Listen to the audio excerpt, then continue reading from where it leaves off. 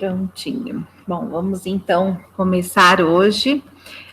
Tinha aparecido uma mensagem para eu permitir e não sei por que sumiu, mas tudo bem.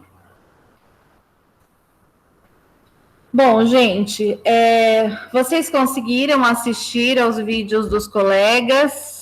Até agora foram 2. Quem que conseguiu? O que vocês acharam dos 2 métodos de ensino de literatura? Tudo bem, Nayara? O que vocês acharam desses 2 métodos? Aí quem fez o trabalho também pode comentar se vocês gostaram do método, se não gostaram, o que vocês já aplicam de alguma forma, ou já nas aulas de vocês esses métodos apareceram, como que foi? Vou começar a chamar os nomes, porque vocês estão muito quietinhos.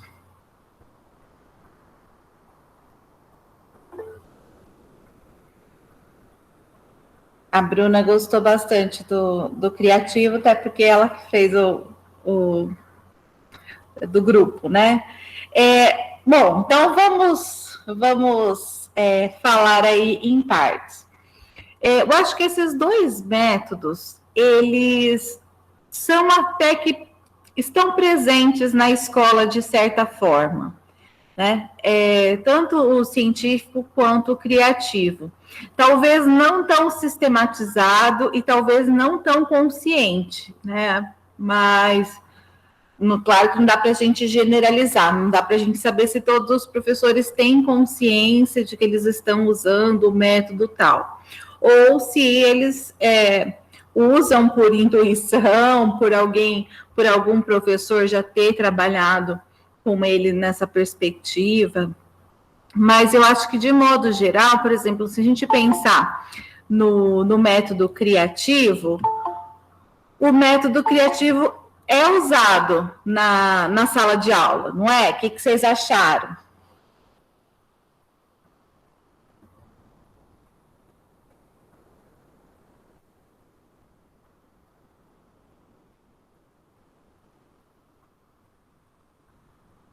Boa noite, Rafael. E aí, vocês conseguiram ver os vídeos dos colegas? Se não só os próprios colegas que vão conseguir comentar, né? Vamos ver.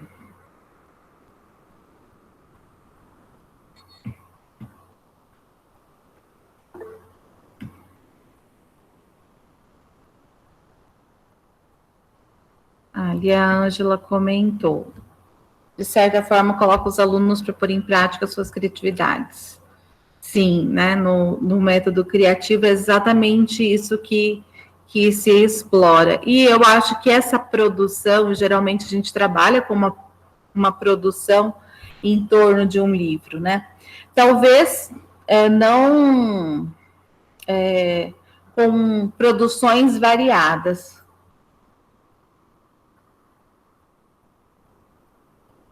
Ai, Vitória!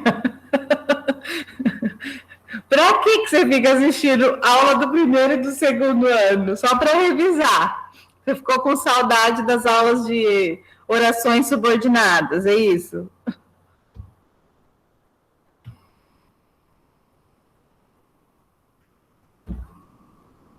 Você não conseguiu ver nenhum, Vitória?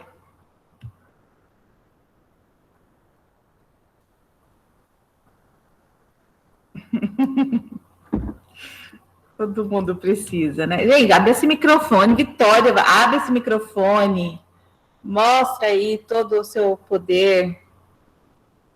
Prof, eu tenho que retomar a oração subordinada sempre, porque eu dou para os meus alunos e sempre eu fico com uma dúvida, não é nem eles perguntam, eu fico com a dúvida na minha própria cabeça, um negócio que eu já sei, mas eu fico com dúvida. Normal. Mas você não conseguiu, então, assistir nenhum dos 2?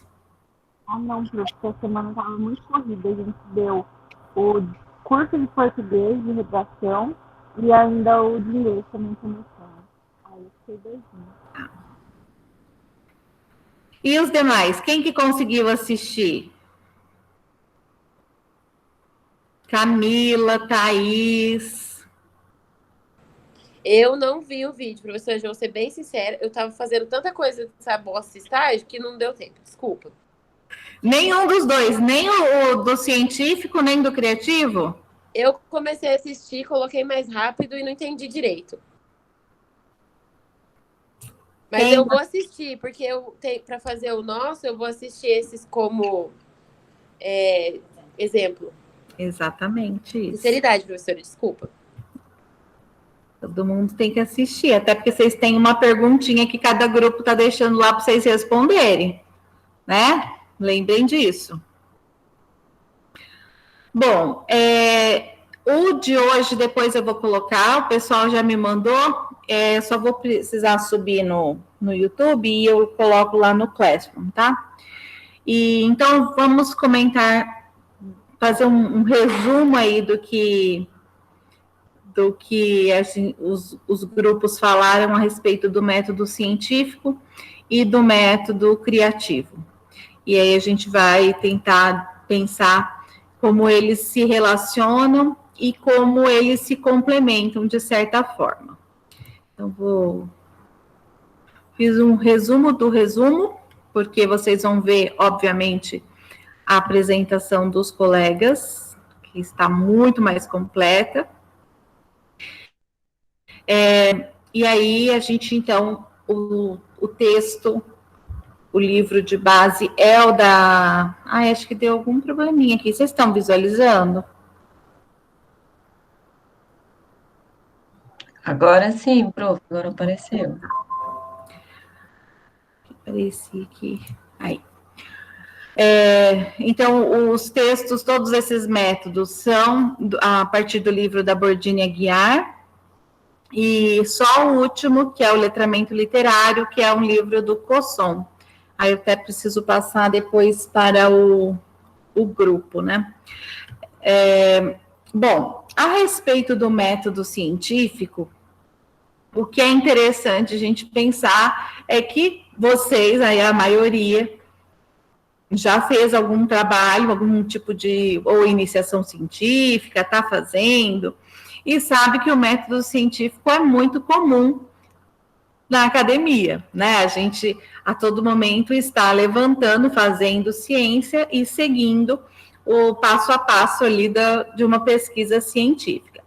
E pensando nisso, né, usando esse mesmo método que é comum na pesquisa científica, há uma adaptação também para o ensino de literatura. E aí a gente poderia pensar no ensino de qualquer coisa, a gente poderia usar o método científico. Eu até ia pesquisar, não deu tempo, mas a metodologia ativa, que é tão falada hoje, ela também tem essa questão do método científico, porque, de modo geral, né, você joga um problema para a turma vai buscar solução, e para isso, então, ela vai levantar as hipóteses, fazer a pesquisa e até chegar a uma conclusão. Então, na verdade, o que hoje tanto se fala de metodologia ativa é presente também, aí se vale desse método científico. A única coisa que se passa mais esse papel para o aluno, né? E não tanto para o professor. Então, nesse método científico, como vocês vão ver, ou já deveriam ter visto no trabalho do primeiro grupo, ele vai partir de um olhar mais objetivo, como é esperado da ciência, né? Então, ele traz essa questão da objetividade, as autoras vão recuperar o que é a ciência, né, e como se faz ciência, então essa forma de apropriação da realidade. Há o levantamento de hipóteses, então, diante de um problema, se levanta hipóteses que podem ser confirmadas ou não. Então, você tem essa indagação sobre um problema, você vai buscar provas para defender aquela ideia, né, aquela tese. Há um processo de observação e experimentação e um raciocínio lógico muito presente. E por isso que eu acho que, pensando nesses dois métodos, os primeiros, aí, o método científico e o criativo, eu acho que eles se completam, porque aí não fica só no raciocínio lógico e não só na subjetividade. A gente tem aí uma relação entre os dois, talvez, né, juntando esses dois métodos, a gente trabalharia aquilo que é mais objetivo e aí partiria para a criatividade. Então, um método não necessariamente precisa excluir o outro, né? E às vezes um método funciona muito bem numa turma, aquilo que o João comentou no trabalho, né? Você conhece a sua turma e você sabe que tipo de trabalho que funciona. Às vezes o método científico funciona muito bem numa turma e na outra não, né? E aquela outra turma, muitas vezes, ela prefere explorar o método criativo, a criatividade é mais aflorada, né? Então, isso a gente tem que sempre considerar o que é mais produtivo para cada turma. Então, sobre o método científico, a gente tem esse processo de análise, né, que vai compreender aí uma situação específica, a ideia de generalização, né, porque você vai buscar as características comuns ao objeto em pesquisa. Depois nós temos uma sistematização, até porque se é um método mais lógico, né, essa sistematização é importante, até para que você possa buscar a melhor teoria para usar ali, a melhor, se aquela hipótese, para confirmar aquela hipótese, você precisa organizar aqueles dados e ver como que é possível explicar as relações, né?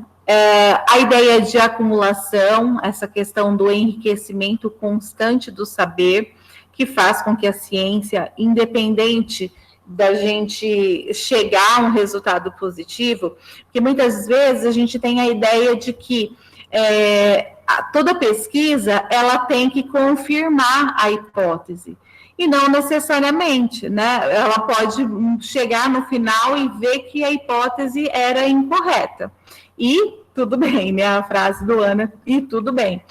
Porque o que importa é esse enriquecimento de do saber.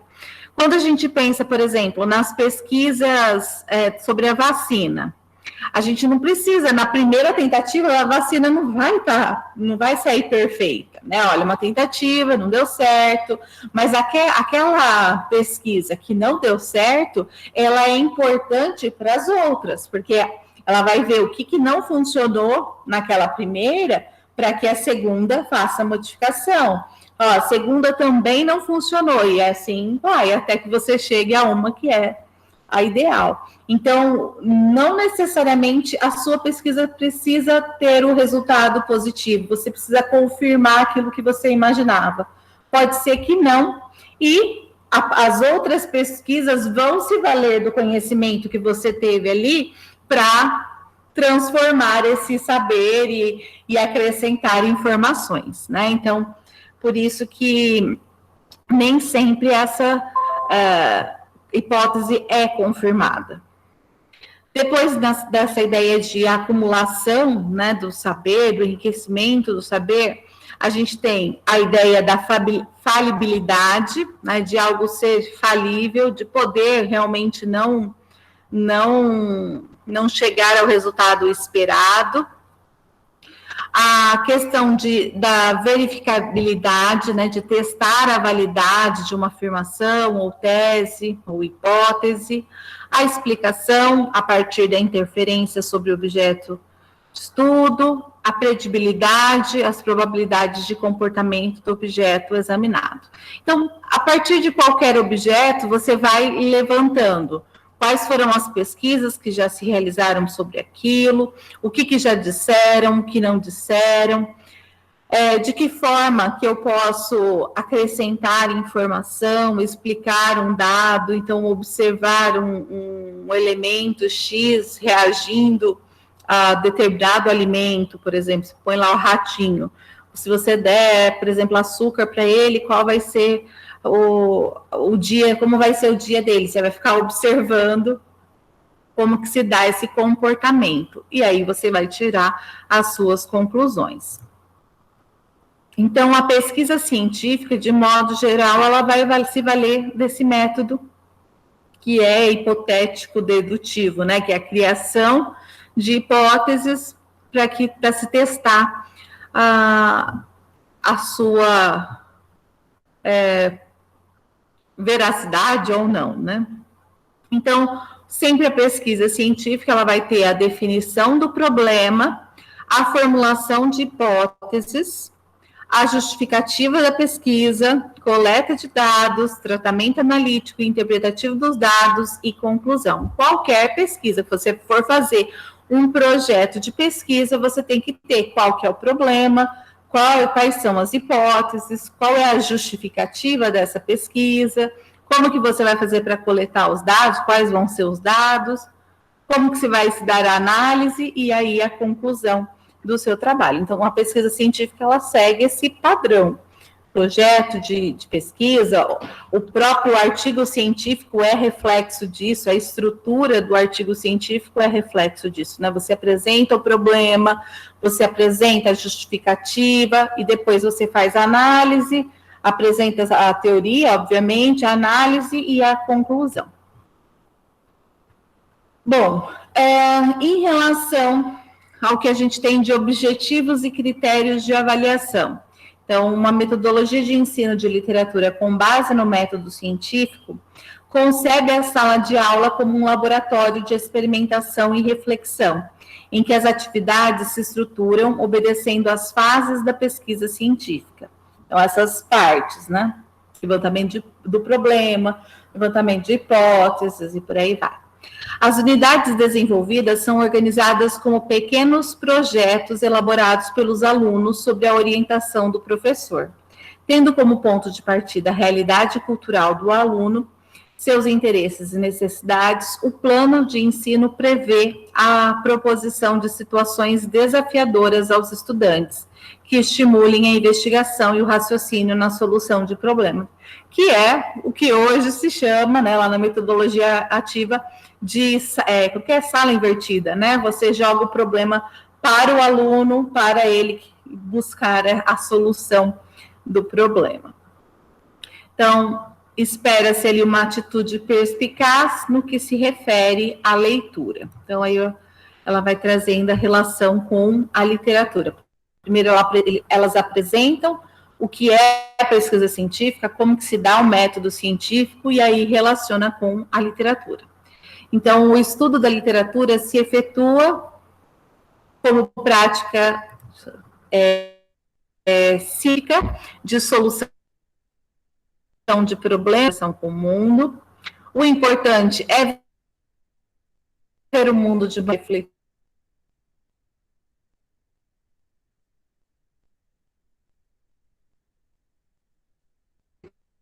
sobre a busca pelo interesse, né, um assunto que seja de interesse do aluno.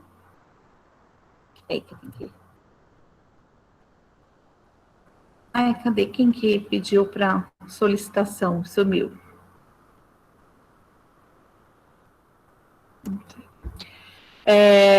Os domínios, aí, o conhecimento dos objetivos. Então, esse é um ponto também importante. Esse planejamento do projeto, o aluno ele tem que saber quais são os objetivos e como que vai se organizar essa sistematização.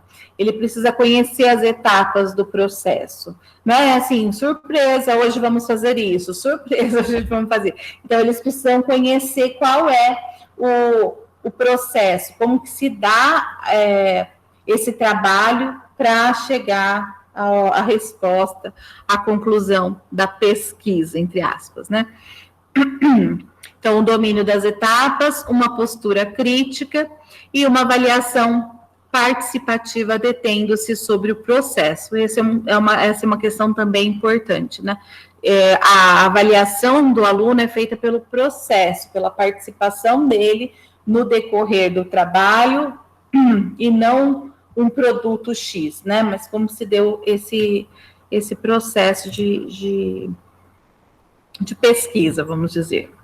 Então, as etapas de desenvolvimento do método científico é identificação de um problema, levantamento de hipóteses, importância da questão escolhida, coleta de informações, organização, descrição, análise e interpretação dos dados e confirmação ou refutação das hipóteses.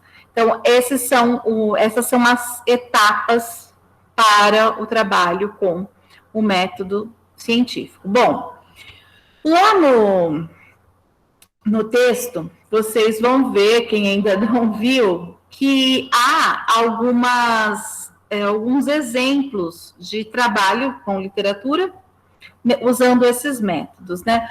Mas, obviamente, que como o texto é de 93, eles estão um pouquinho ultrapassados, dá para a gente melhorar muito. Mas quem já leu, ou mesmo o grupo que fez o trabalho, o que vocês poderiam falar a respeito de como se identificar esse problema na sala? Deixa eu só ver quem que era o grupo aqui, os nomes dos integrantes. Como que a gente poderia identificar esse problema na sala de aula, conforme foi apresentado no trabalho? Era a Ângela, a Gabi, Lucilene e Michele, né?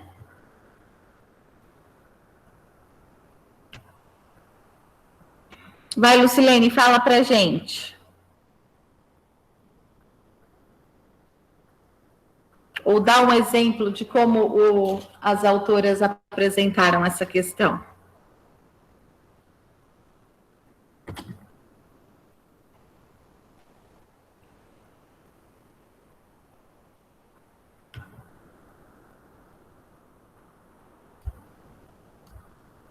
Lucilene, Ângela. Ô, prof, repete a pergunta, fazendo um favor. As autoras apresentam os modelos, né, a respeito de como se trabalhar com o método científico. E aí, a respeito da identificação do problema, como que pode se dar essa identificação do problema? Que tipo de problema a gente poderia identificar numa turma, por exemplo? Se ela tá...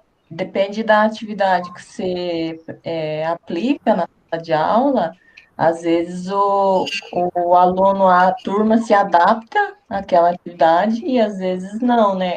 Cada turma tem uma facilidade para desenvolver essa atividade, né? E outras não.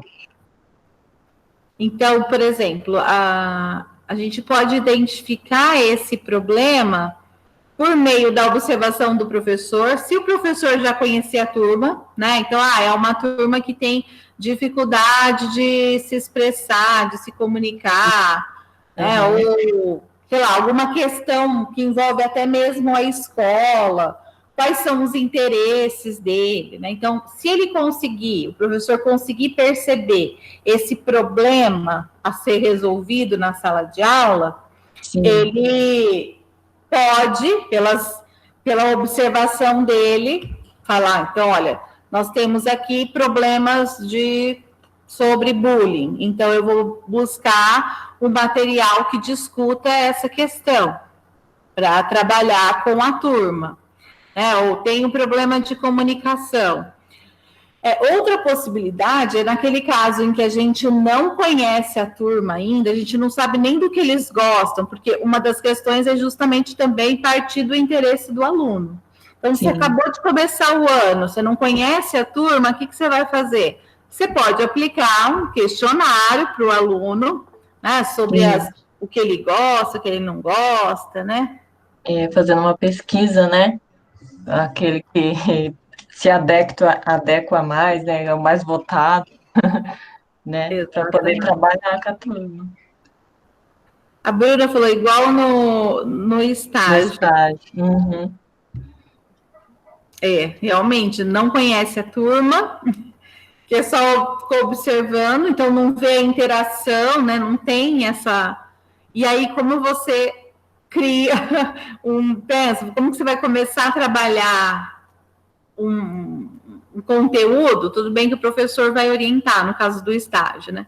Mas no caso de isso, a Lucilene falou, através de um diálogo informal, você vai conversando com o aluno, né, sobre o que ele gosta, o que ele não gosta, qual é aquele universo, né, a gente vai levantando as informações sobre qual é o interesse da turma, para que aí sim você possa selecionar um material, um livro, um texto, para conversar a respeito. Nossa, realmente é bem complicado, como a Bruna está falando, né? Não tem nem como saber se o aluno tem dificuldade, não tem se ele. Até porque nem sei quantos alunos estão participando das aulas, né? São tão poucos que não dá para ter a dimensão de uma sala de aula. É uma situação bem, bem complicada. Mas, de modo geral, a primeira aula é isso, de você sentir onde você está, né? Em que território você se encontra, vai conversando, e aí você vai tirando as suas conclusões. Então, é importante identificar quais são os interesses da turma, e aí pode ser pelo método dedutivo, você cria hipóteses, porque isso também acontece, às vezes você cria a hipótese do tipo, não conheço essa turma, mas eles devem gostar de tal coisa. E aí você pega o material, aplica e eles odeiam. E aí você fala, poxa, essa hipótese minha não foi confirmada, então eu vou ter que conhecer melhor a turma, né? Então, a todo momento a gente está fazendo esse processo, levanta a hipótese, confirma ou não, né? Ou refuta a hipótese. E aí a gente tem, então, essa identificação do problema, né? Qual é esse problema? Opa.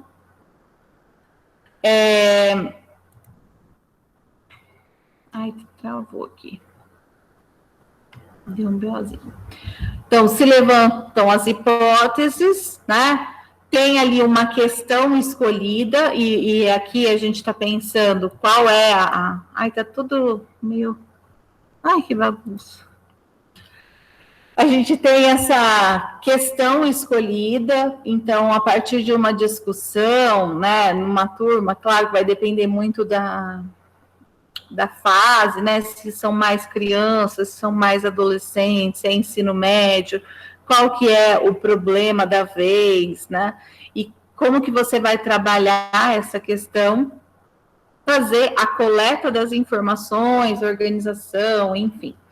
E mesmo a partir quando a gente tem, principalmente com as turmas dos menorzinhos.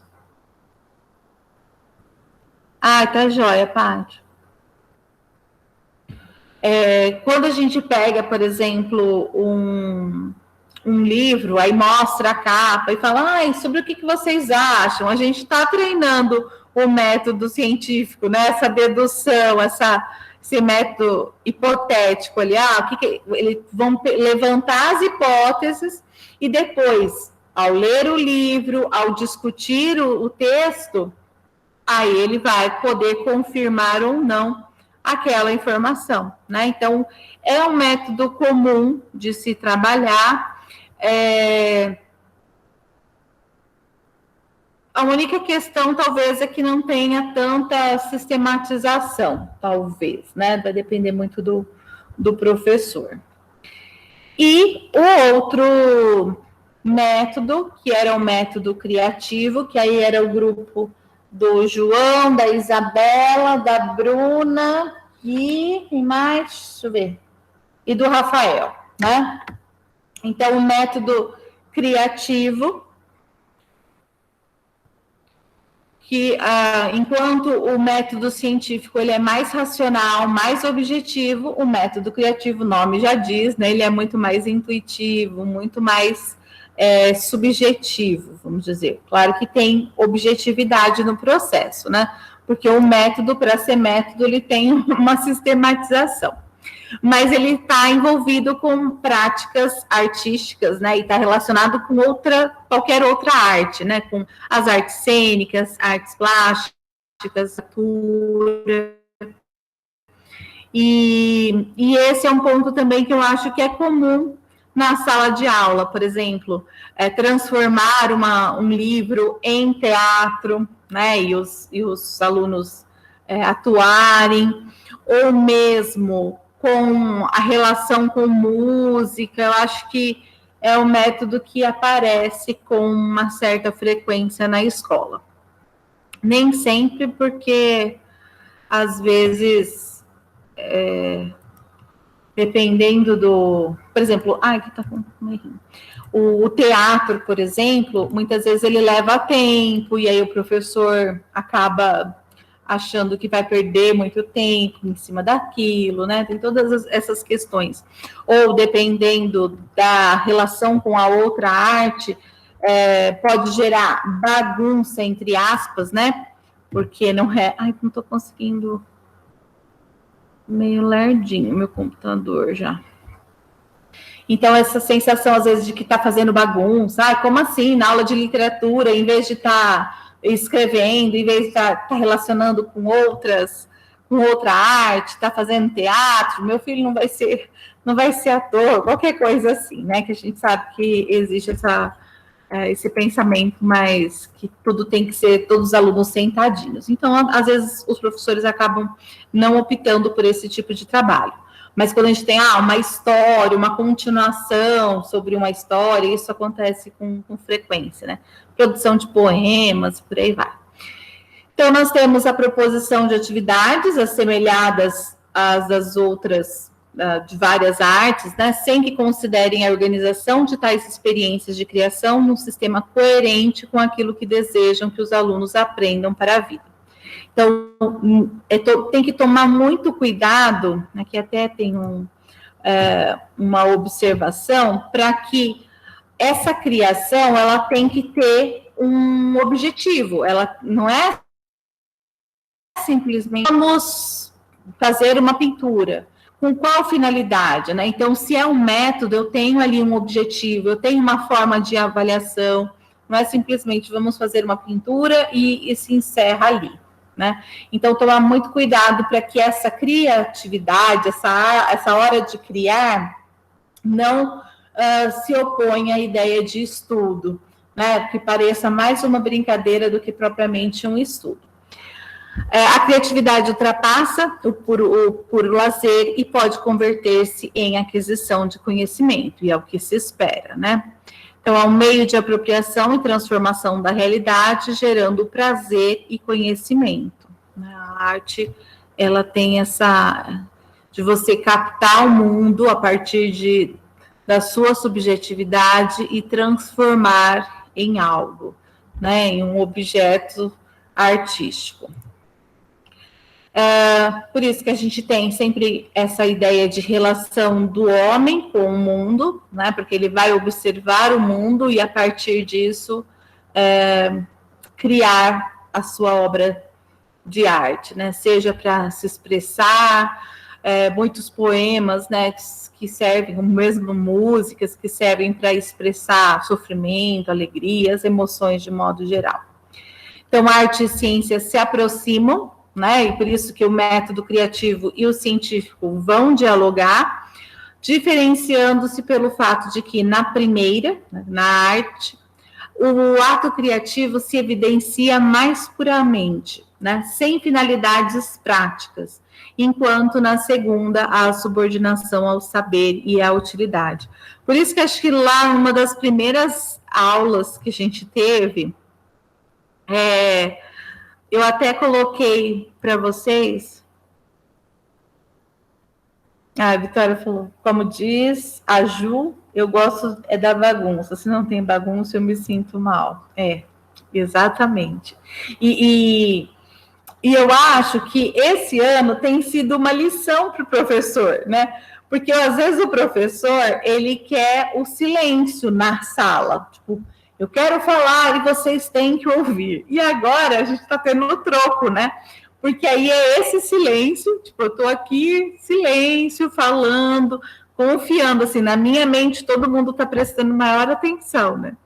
Mas é uma situação estranha, porque a gente não tem essa interação. Então, o quanto que é bom você ter essa conversa, você... Claro que uma coisa é bagunça e outra coisa é uma discussão, né, sobre aquele assunto. E nem sempre barulho é bagunça.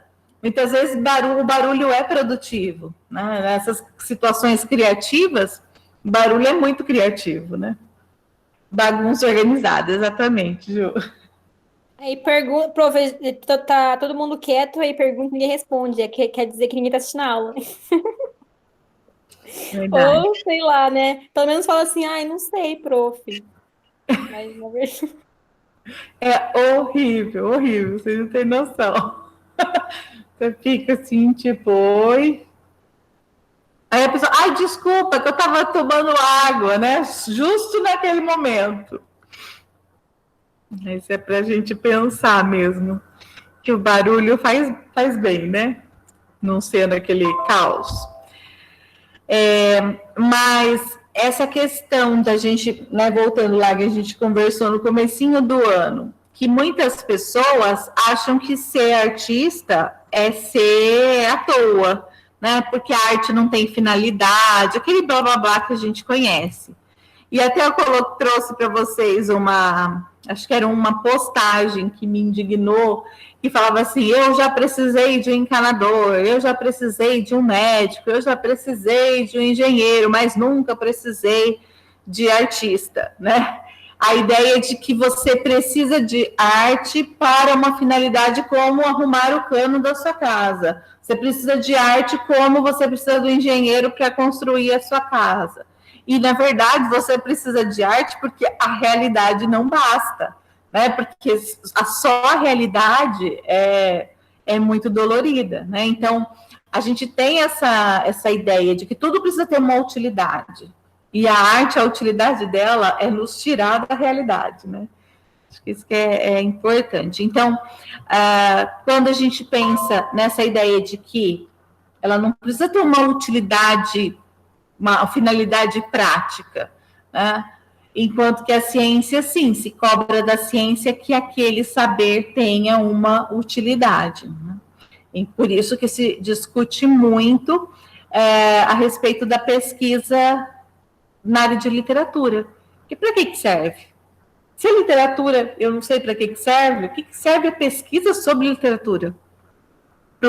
Para a maioria das pessoas não tem finalidade, consequentemente não tem valor, né? E aí as primeiras pesquisas a serem cortadas são as de humanas, né?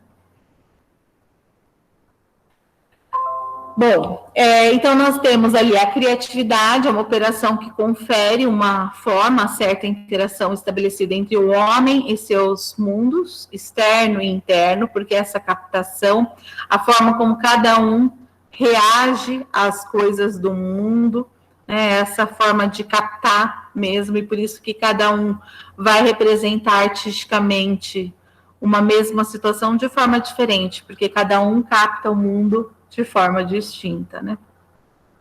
Então, a gente tem a subjetividade e exterioridade, essa oposição, né? Razão e intuição, personalidade e tradição cultural, consciente e inconsciente, sensibilidade e intelecto, espontaneidade e cálculo, impulso e disciplina, né? Então, há uma conjugação ali de opostos.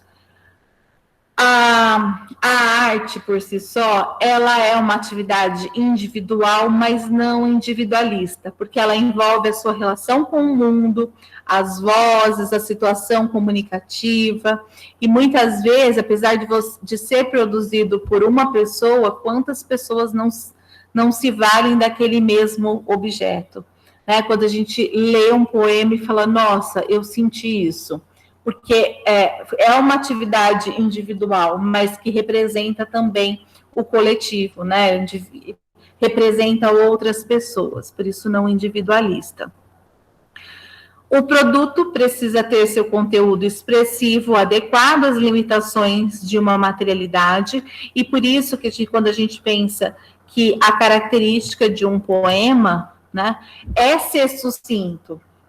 Porque se for para ser muito longo, você vai fazer um romance. Então, a materialidade, ela tem a ver com o conteúdo expressivo. No romance, a gente vai contar detalhes. No poema, a gente vai enxugar as informações. Né? E como que a gente vai se expressar pensando numa escultura? Como que a gente vai se expressar pensando numa pintura, na música? Então, cada materialidade tem características específicas. Não é encaixar o texto em qualquer situação. E isso é uma coisa que às vezes me incomoda, principalmente quando eu estou ouvindo música, né? Porque a pessoa, ela quer encaixar aquele texto que ela fez. Não importa se a musicalidade não vai ficar boa, não importa que ali eu tenho sílaba métrica faltando, a pessoa quer encaixar.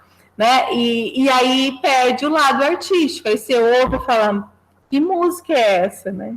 Não tem nada a ver. Ou assim, querendo rimar, tem que encaixar a palavra tal só para rimar. Não importa a expressividade daquilo. Então, deixa de ser artístico, né? Vira só vamos dizer, uma arte com letra minúscula e não uma arte com letra maiúscula. Bom,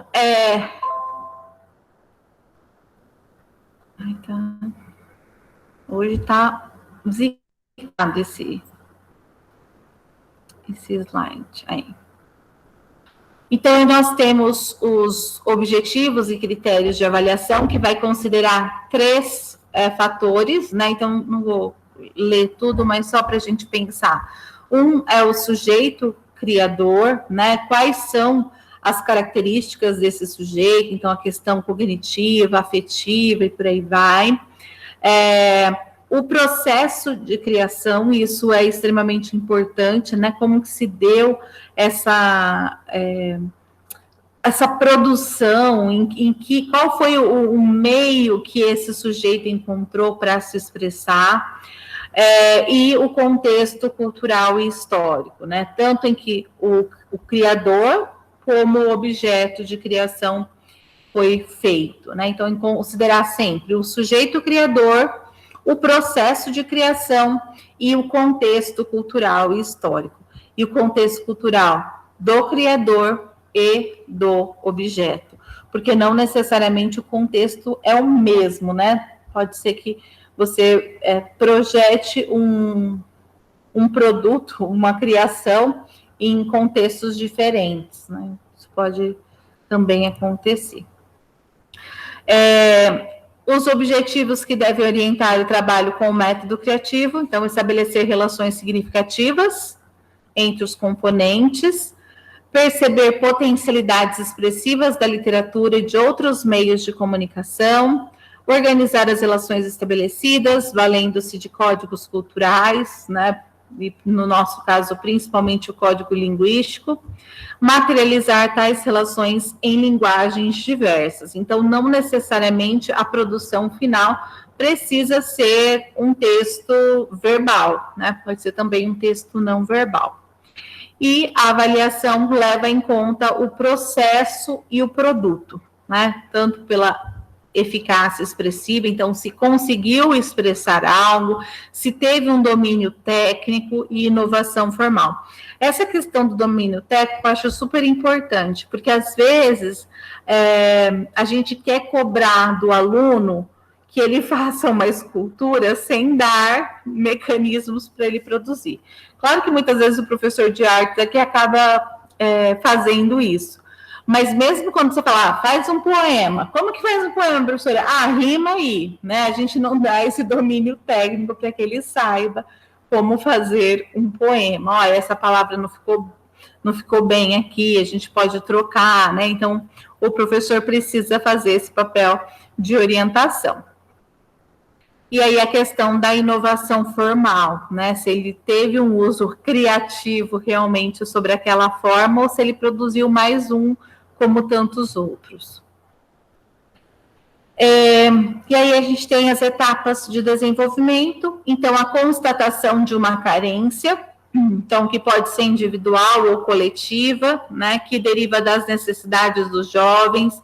Então, também, nesse caso, requer as hipóteses levantadas pelo professor sobre a turma, né, de que ele observa que a turma tem certa dificuldade de relacionamento, ou eles estão numa fase muito apaixonadinho, né? Aquela pré-adolescência que começa a se descobrir, ou na pré-adolescência começa a se interessar por questões que envolvem o próprio corpo, alguma coisa assim. Enfim, aí cada professor vai analisar qual é a carência da sua turma ou do seu aluno, né?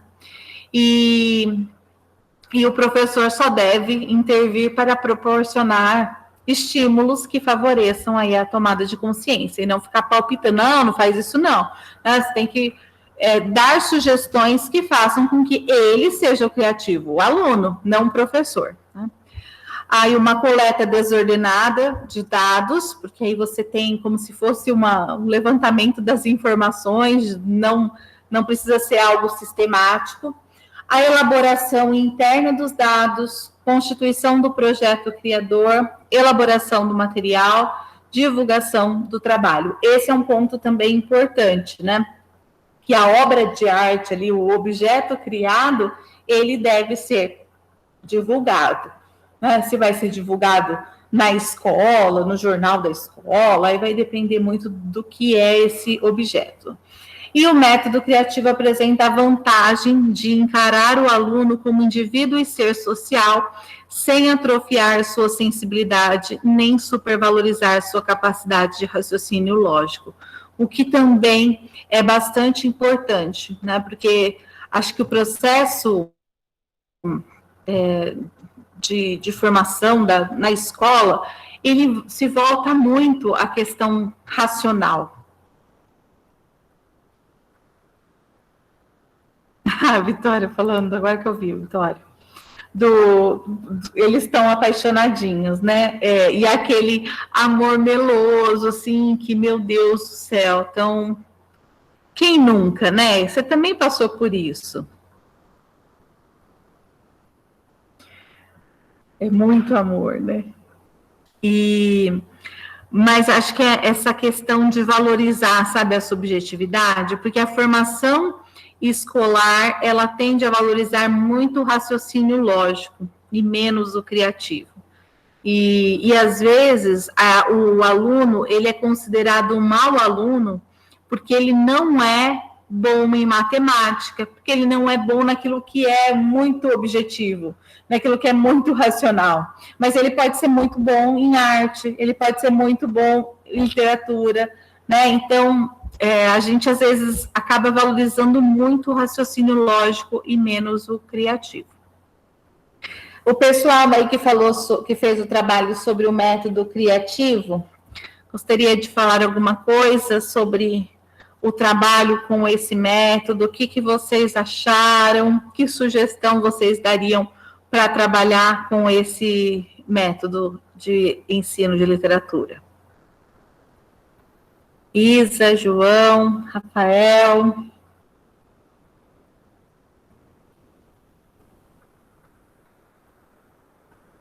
A Bruna também está aí, né? Cadê a Bruna?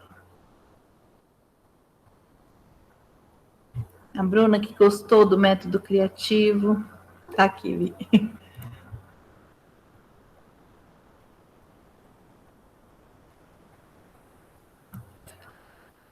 Vai, Rafael, fala um pouquinho, Rafael, sobre esse método criativo. O que você achou?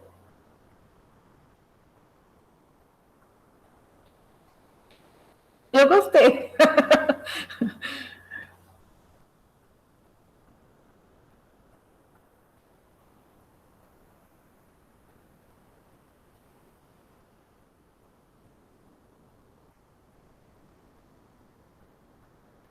Ah, o Rafael está falando que nunca usaram esse método na escola.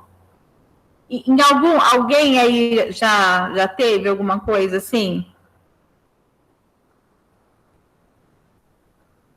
Ah, obrigada, viu, Vitória, por essa informação. Quer dizer que o Rafael tem câmera e microfone, só nessa aula que não, né?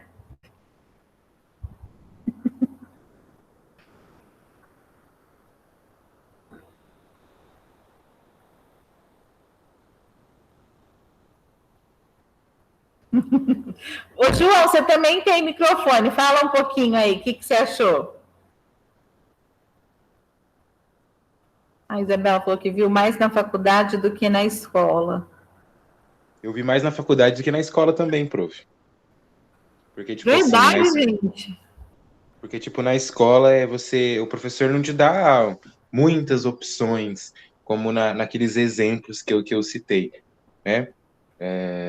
De repente ele chega na aula com um método, né, de se trabalhar aquele tópico, e aí, se você aprender, você aprende, se não, pelo menos foi assim na época que eu estudei.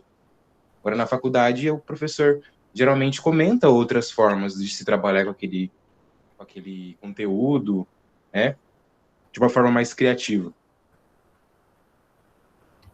E acho que a escola, acho que tem essa questão da imposição, né? Vamos trabalhar tal coisa e ponto. E a gente entende também, né? Igual o João já deu aula, Vitória dá aula, Ju, quem mais? A Camila. Acho que também o professor, ele não está de todo errado, porque não que não esteja de todo errado, ele não está certo, mas também a gente entende o porquê disso tudo. Muitas vezes, deixar isso aberto, numa sala, por exemplo, de 40 alunos, não é algo prático. Isso é compreensível. Então, às vezes, fala assim, vamos deixar em aberto, e isso pode virar aquela bagunça que não é organizada. Exatamente, é o que a Ju falou. É mais prático dar uma aula normal. Exatamente. Você vem, hoje nós vamos fazer tal coisa. Vamos lá, segue esse passo a passo. Trabalho de produção textual no primeiro ano. Ô, prof. Diga, João. E às vezes não funciona também, né? Tem isso. De você... Nossa, é verdade, prof.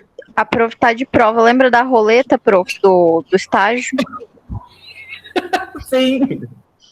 Você acha que você vai arrasar?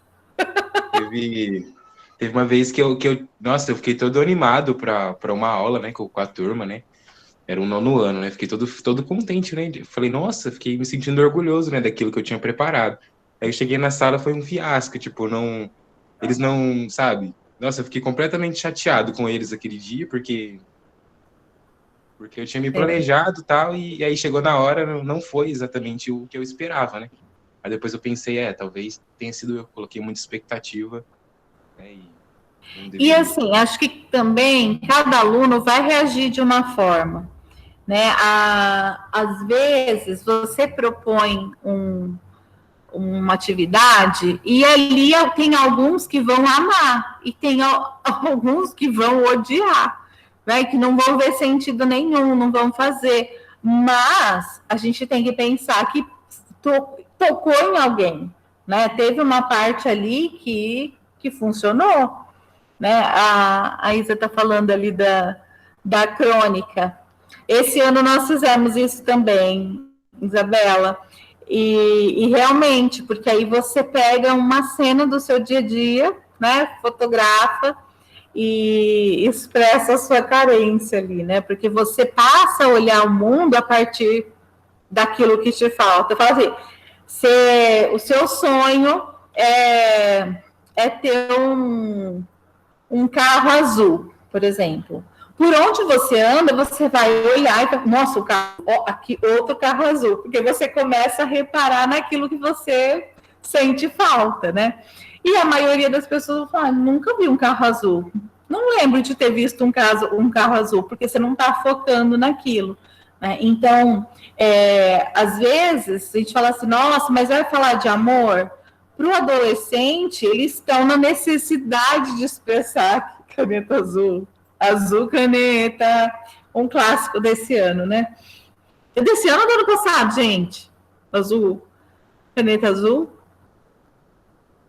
Sei lá, já nem estou meio perdida no tempo.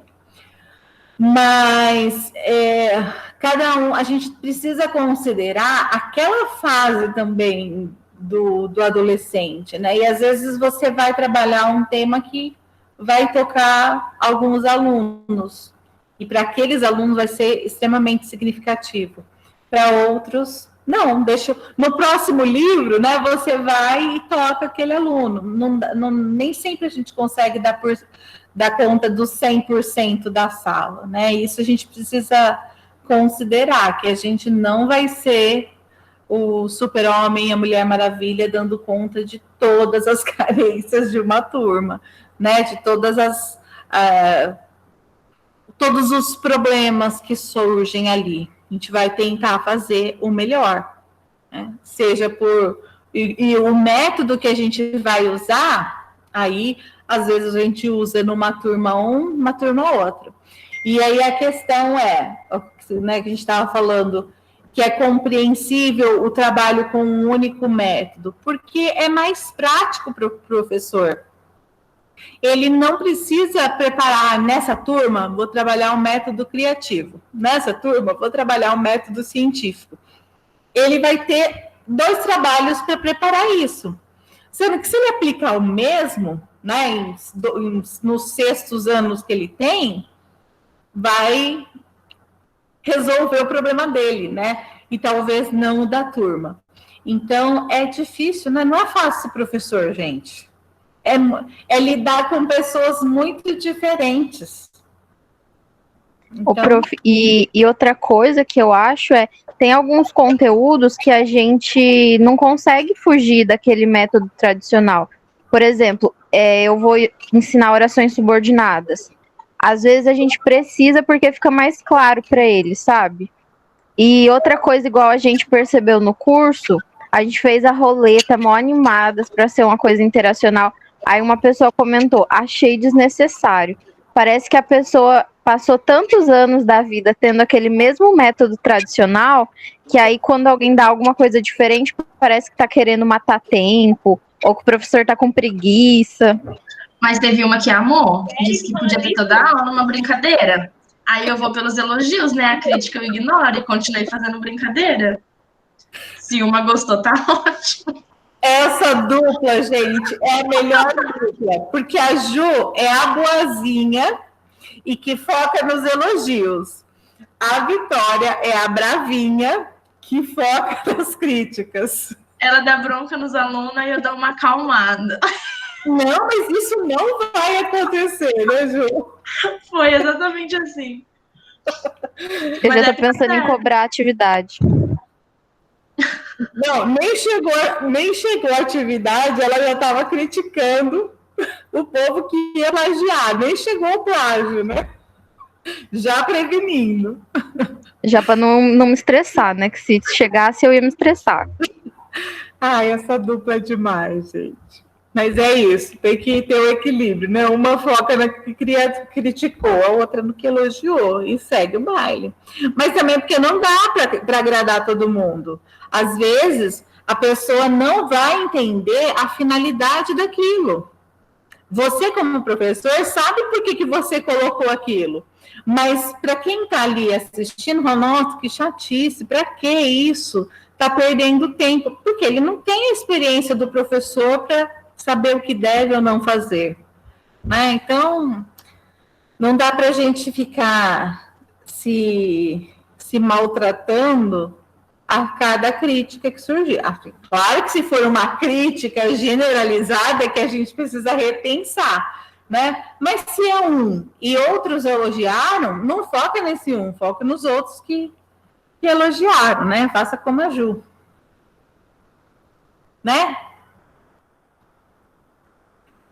Bom, então, aproveitem não, né? Peguem o final de semana. Parece que eu travei. Travou, né, gente? Voltou.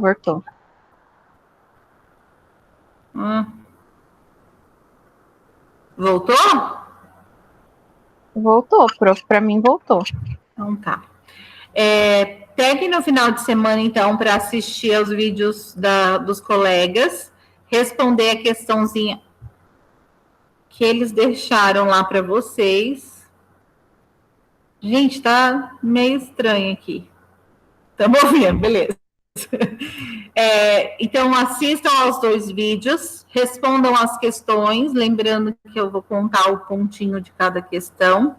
E já eu vou lançar o terceiro, que é o do método recepcional. Então, tem o método recepcional e o da semana que vem é o grupo 4. Grupo 4, que é Jaqueline, Janaíne, Letícia e Patrícia. Bom, lança a braba para nós, que isso? Prof, é uma gíria. Você falou que vai lançar o vídeo. Eu falei, lança a braba pra nós. Não conheço isso aí, mas tudo bem. Então tá jóia. Então é isso, vou pausar aqui a gravação. E aí na nossa próxima aula Meet, a gente fala sobre o método recepcional e comunicacional, tá bom? Então vão fazendo aí os trabalhos.